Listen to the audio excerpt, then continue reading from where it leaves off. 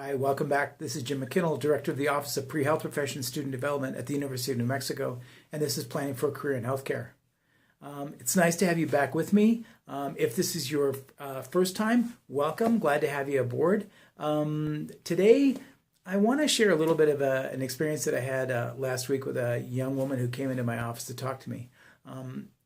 She actually had just completed her first year. She's just finished her freshman year in college. And she'd done academically quite well. She had done well enough to be inducted into a freshman honor society at the end of the year. And so I was really excited to hear that news and excited to hear about, all the plans that she'd been making.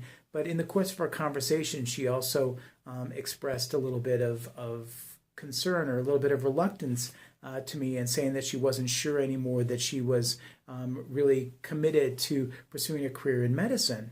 And I was a little bit surprised to hear that, and I sort of asked her why. And she said, I had a little bit of difficulty with my calculus course, and I think she got a C or a C plus in her calculus course, and so she wasn't concerned that or she wasn't sure that she had the ability to be successful in pursuing a career in medicine.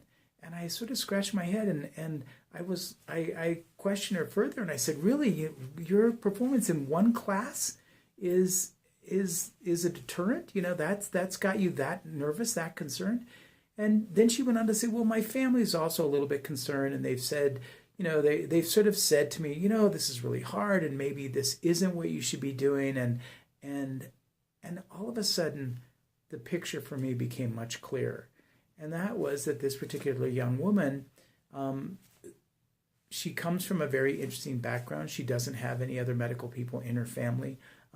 She went to an okay high school. She came to college and worked very, very hard to get the grades that she did. I don't think it was an easy transition for her. And now suddenly she had that first grade, and she had a very, very caring and supportive family who I think in some way didn't want her to be hurt.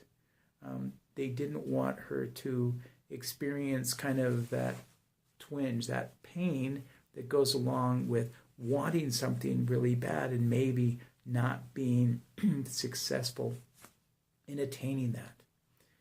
And I understand that sentiment, but I also, I felt kind of sad, because I thought, these are the kinds of things that for some people, comments like that from family would have very little bearing on sort of the way they see themselves and their ability, and ultimately the likelihood or the probability of them being successful in the pursuit.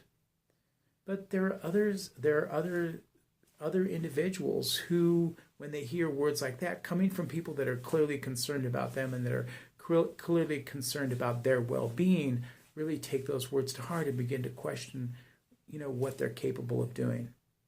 So I guess the question that I would pose today is, when do you give up on the dream? When do you literally look at the things that you want professionally and say, no, I'm not doing that. I'm going to give up on that. I'm not going to pursue that particular dream any longer. When do we stop and change course? I think it's an interesting question. I think it's a hard question to think about, because it does mean, literally, it means giving something up. I don't know. I think it's really hard, but I have a very positive kind of attitude with these things. And my attitude with that particular question is, you never give up until you literally find a career, a different career that you're passionate about, that is going to serve as a viable substitute for the career that you want in healthcare. And I also want to drive home this fact that, there is nothing that you've done. There is nothing in your history that absolutely makes it impossible for you to pursue a career in healthcare. Maybe a felony arrest. Maybe a felony arrest would sort of undermine sort of ultimately your chances of being successful in getting a career in healthcare. But short of a felony arrest, academically, there is nothing that you have done that throws up some kind of a permanent barrier, a permanent obstacle between you and a career in healthcare. Now, I think the other thing that complicates the way we think about that, the way we think about approaching our career, is that we get locked into our head that we have to do this on a certain time frame. You know, we've talked to our friends who are pre-med students or pre-nursing students or pre-whatever, pharmacy, whatever health profession that you're going into it. And people say, oh, well, there's a way to do this. And the way to do this is you start college, and at the end of 4 years of college, you graduate, and then you go right into medical school. So you take your MCATs the summer between your junior and senior year, you finish your senior year, you interview, you're accepted, and you start 3 months after you graduate from undergraduate, you start your professional program. Well, that is a way to do it, but it's not the way to do it. That isn't the only way that we can do this. And I think that what we're seeing now in all kinds of professional schools is we're seeing more and more students that when I was applying to medical school, we were called non-traditional students. And back then, this was 30 years ago, back then that was almost a dirty word. Because back then, there was still very much the mentality in admissions committees that a person needed to sort of start medical school when they were 21. They were looking for people that were smart, that were the smartest kids in their high school and then the smartest kids in college, and had wanted to be doctors since they were 2. And they were going to march right in. Well, that wasn't my experience.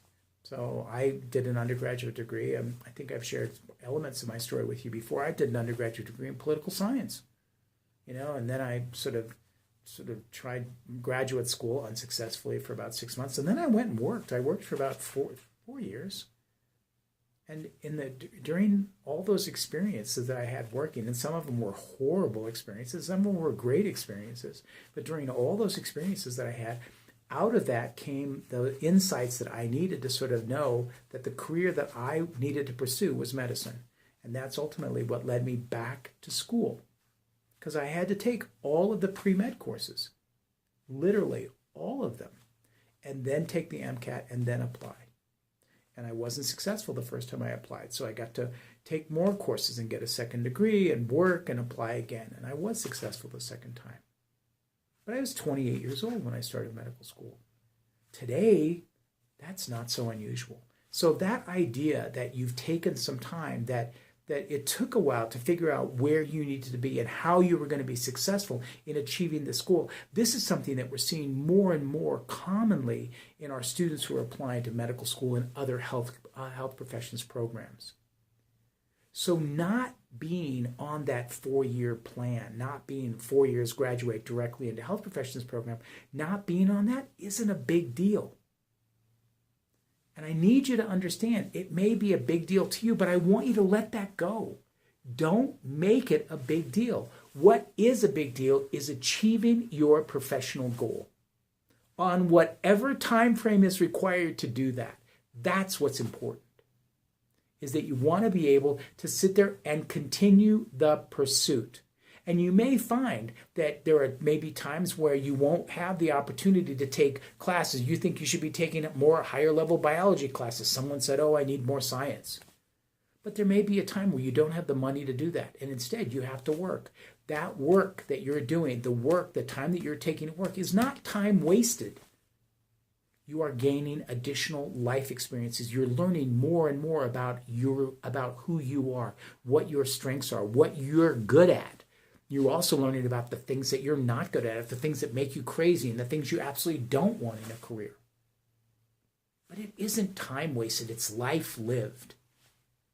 And those life experiences, and especially if we take the time to reflect and develop our ability to understand those experiences and how they impact on us, what we learn about ourselves from them, those are incredibly valuable and don't make you a weaker candidate. They make you a stronger candidate for a health professions program.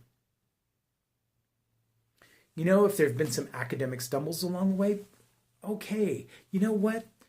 Very few of us are perfect. I certainly wasn't. I've told you, when I applied to medical school, I had a 3.2 GPA when I applied to medical school because I had a lot of grades that were not A's, not even B's. I had a lot of C's in my academic record. Right? But we can overcome that. We can overcome that. So I wanna wish for all of you that you have the tenacity, that you understand that being successful getting into medical school or any other healthcare program isn't about getting in right after you've finished your graduate degree, your undergraduate degree, after you finish your bachelor's degree. It's not about 4 years and in.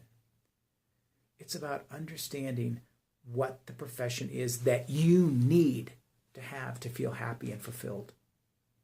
And if that profession is medicine, if you know that that is a profession that's going to make you happy, that's going to give you the ability to get up and go to work 5 days a week, 6 days a week, 7 days a week for the next 30 years, it doesn't matter how long it takes you to achieve it and what obstacles you're going to be confronted with that you're going to have to sort of get over. You're going to have to overcome those obstacles. It doesn't matter as long as you achieve that goal. If at the end, if you're 30 years old, if you're 40 years old, but you are able to do the work that you know is going to give you that sense of satisfaction and complete fulfillment that is going to make your life rich, that's it. That's the goal. So I need you also to understand that sometimes that awareness and the ability to keep moving forward, it has to come from inside of you. I'd like to think that all of us have people in our lives that are going to support us and understand our struggle, but also understand why we're struggling, understand what our goals are, and can support us as we continue to just slug it out. Not all of us have those people. Sometimes we have people that care deeply for us, but don't want us to be hurt. That don't want us to experience failure. As if somehow failure is going to, make us bleed. It's not. We learn from failure. We become stronger from failure. And so that's okay, to sort of have those bumps, to get those C's or whatever, D's. Bad semester. Oh my God, I got a D. Okay, that D doesn't define you. Your ability to overcome that D, to sort of get up and get back in the fight and continue your pursuit of the career of your dreams, that defines you. Don't give up on your dreams because it gets a little bit difficult. All right? Understand, yes, it is going to be a challenging road to kind of walk down to sort of achieve that career that you want. But if you're up for if you need that career, then it doesn't matter. Be up for the challenge and help people understand that, yes, this is something that you need to do and that their support is important to you. And this is how. Tell them how they can support you. Don't give up. All right. I think I'm done. This is Jim McKinnell, Director of the Office of Pre-Health Profession Student Development at the University of New Mexico. This is Planning for a Career in Healthcare. Keep up the good fight. I'll see you soon.